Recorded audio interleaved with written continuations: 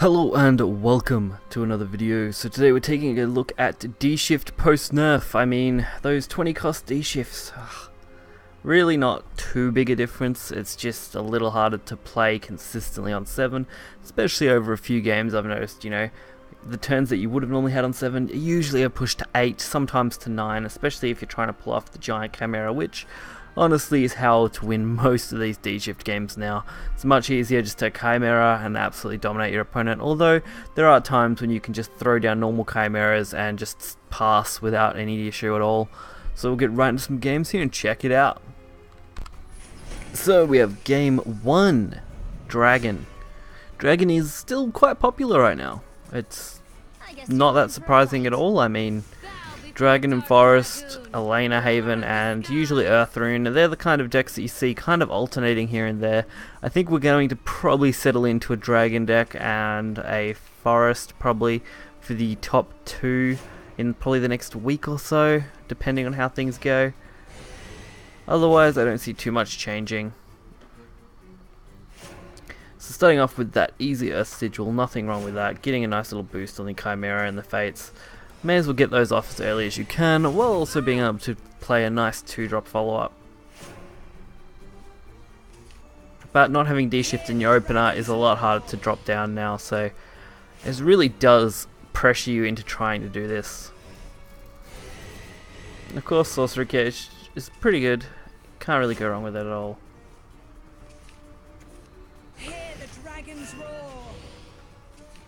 At this point, you really want that extra dropping instead, which you didn't need prior to the nerf, really. But Magic Missile going to face. Getting that extra draw. Fate's Hand for 0. Probably should have saved it till the next turn, but the chance of drawing a 1-drop spell were kind of reasonable, so taking that option would have been good. I could have used that 1-drop spell to face, had an extra spell boost on everything, and made next turn a little easier. Plus, the odds of drawing something off the top of the deck that was going to be boostable and actually make a big difference, pretty low at this point. So we do get quite a nice draw. Being able to get some good things to boost, while also just dealing with some of the board here. Do hold on to that Chimera, just in case, especially when something like Sybil here being dropped. Really didn't want to have to use it on a low drop. Could have saved the Fiery Embrace, but for 0 cost I thought it'd just be better to play it and boost things, while also dealing with the threats that I had on the board. I'm really enjoying that draw. I mean, overdrawing kind of sucks, but sometimes it's not so bad. Plus, Owl is still probably the strongest card for a 2-drop. In D-Shift, that is. Like, overall, there are other 2-drops that do a little bit better job at being a 2-drop. But being able to play both Chimeras, clear the board, leave up 3/4/4s, also allow us to pretty much dominate the next turn without any issue. Can't really ask for much better. I mean, of course the opponent's going to have a little trouble, and they also don't know what I've got. But because of overdraw, playing this Chimera is a must. And not really too big a loss. We have got Fiery Embrace, we've got Giant for turn 9. All we need to do is survive the turn, and then we can pretty much just win out of it. Unless there is a Dreadsea combo. Dreadsea really screws me over quite hard. But since they've used the Evolve here, the odds of a Genesis Dreadsea, it's a risk that I'm willing to take. Especially since we didn't see it this turn, which we would have if they had all the combo pieces. So, them drawing one of the few cards they need, reasonably unlikely. Plus, we can just throw out Conjure Golems, which set up a really nice ward this turn. I mean, why not? Plus, Giant Chimera now is quite substantial. 16 damage. Luckily they did concede, but they could have dropped Bahamut. I would have Giant Chimera it, probably. So the last game didn't actually need D-Shift.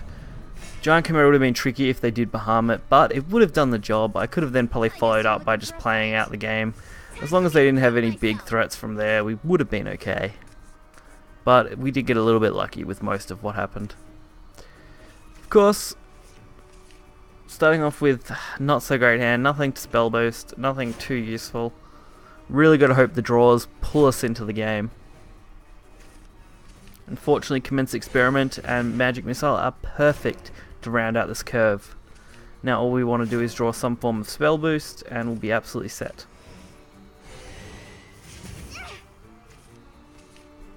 No spell boost though, so all we've really got is that Wind Blast, which isn't a big advantage to have. Luckily Consecration should draw us enough cards that we're going to be guaranteed to hopefully have something. And again, no spell boosts. That is just shocking.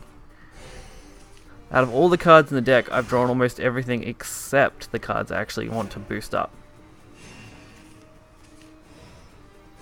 So there's not much point playing really much here. I mean, using the Owls when you only have 2 spell boost cards, one of which wasn't that valuable to me. Not the best at all. But we do have some potential. I mean, if we get lucky, maybe we can do some crazy boosting in the next turn or so.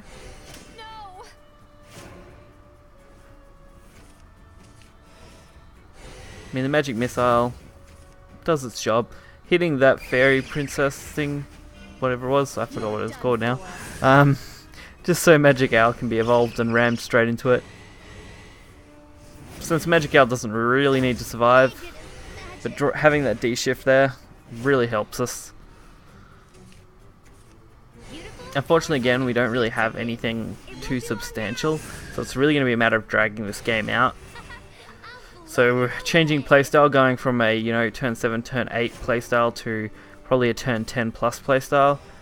Little tricky. Not impossible. It won't be long now. And unfortunately this Fina, really a pain to get rid of. Especially when I consider I have to use this Chimera. So now I'm really going to be relying on these Golem Assaults, which will be quite powerful when they're all played out together. And luckily Will of the Forest is a good way for them to waste most of their turn. So, free turn to play Golem Assault. Giant Chimera is absolutely perfect when comboed with those Golem Assaults. Well, Guardian Conjure Golems, or Conjure Guardians. They should have been called Conjure Golems. That would have been so much cooler.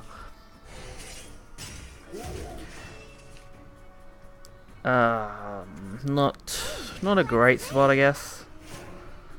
We're not going to be able to play D-Shift. We didn't draw anything that could help us get there. All we can really do is boost as much as we can while returning cards. Probably should have returned first. That would have at least made that other Giant Chimera decent. Other than that, play the board out. Hope to survive to the next turn.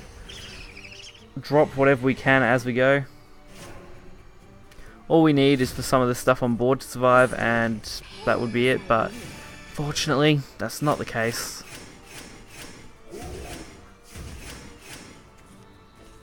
Plus Elf Twins Assault.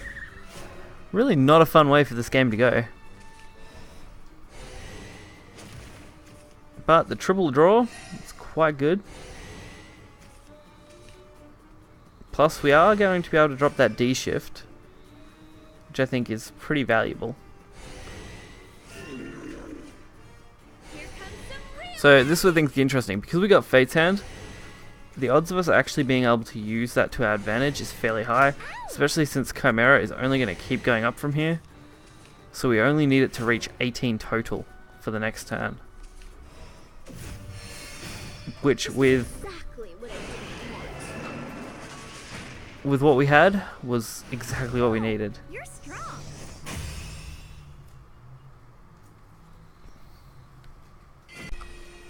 So the last game gave us a perfect lethal of 18 damage, even though Angelic Snipe actually would have put us over by 2 thanks to the fact that it would have spell boosted Chimera and dealt 1 extra damage. So honestly, we had a 20 damage lethal right from our hand. So pretty much no matter what they play, as long as there was no other followers to worry about on board, dealing with them would have been successful. Commence Experiment, I still think is probably the best one drop you can have in your hand in D shift. Sometimes Insight is better, but for the most part I think Commence Experiment's the best. Just because having that Earth Sigil out early really saves you the hassle of having to try and pull it off later. Whereas Insight is pretty much good all the time. Not so lucky to get both Commence Experiments and nothing else. Really forcing myself to have to draw cards just so I can get some advantage off them. Luckily D shift is great to have at least turn 3. Once you get it much later, it's really difficult to play it out consistently unless you've got pretty much everything else you need to actually boost.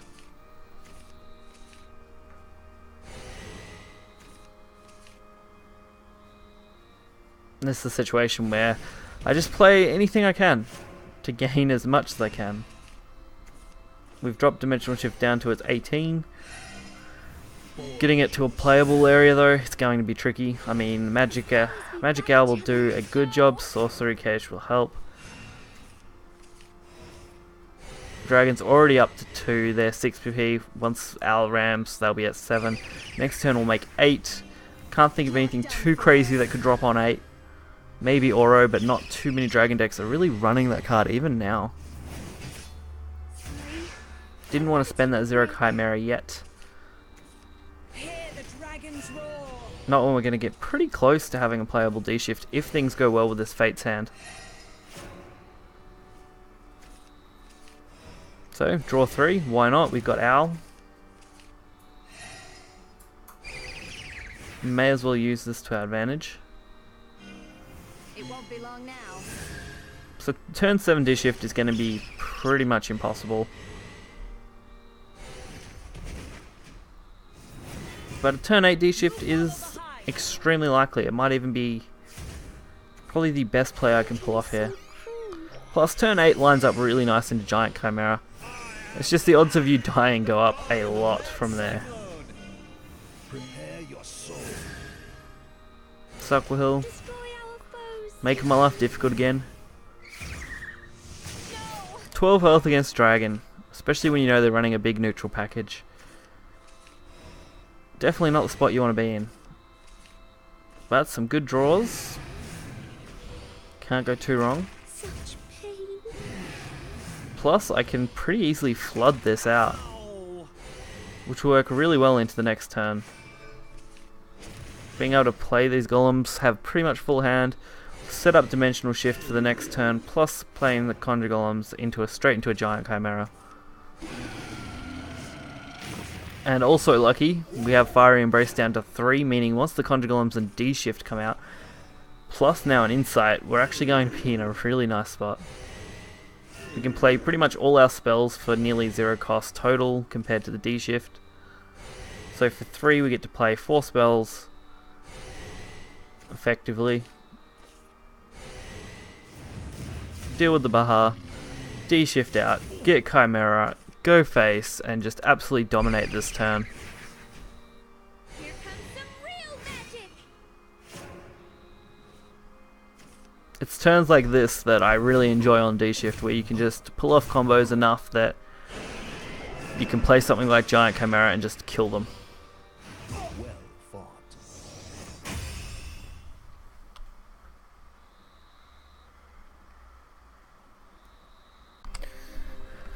So as you guys can see, D-Shift definitely isn't the deck it used to be. Definitely used to have a lot more utility for turn 7 compared to what it does now. Of course turn 7 isn't impossible, it is just a lot less consistent. A lot of the time you'll be looking at least turn 8, turn 9 D-Shift, mostly turn 8 into Giant Chimera turn 9, which is absolutely perfect compared to most other players, I guess. So, hopefully you guys enjoyed the video. Deck list will be in the description below. Make sure to hit the like button and subscribe. Check out any of the other links, and I'll catch you guys next time. See ya.